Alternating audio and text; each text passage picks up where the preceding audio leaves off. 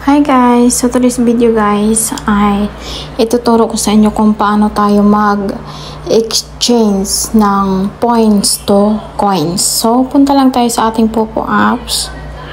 Yan. And then nandito to sa ating dashboard. And ang gamit ko pala guys is iPhone.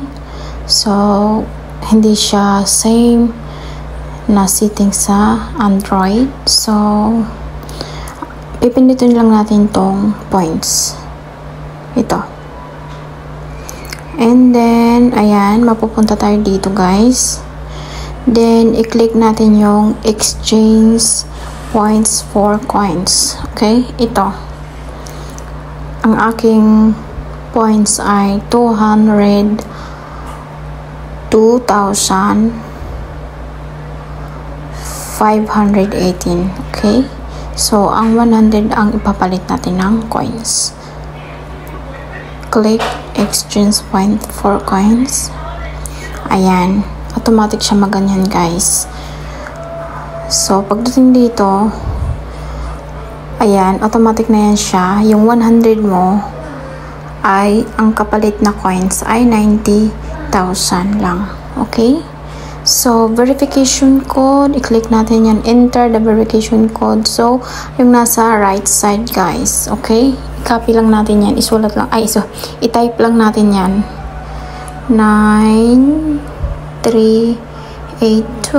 So, okay na yan guys. Click exchange coins. And then, ayan ang lalabas siya guys. Yan ang lalabas. So, click confirm. Ayun, success guys. So, okay na yun guys. So, punta tayo sa ating coins. Ay, sa ating dashboard. Ano ba naman to?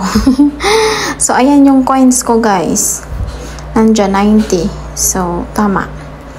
And then, kulang pa yan guys. Dahil makipag-trade ako.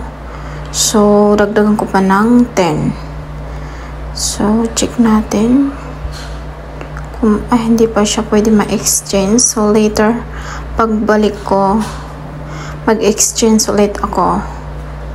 Okay, so, ayun lang guys.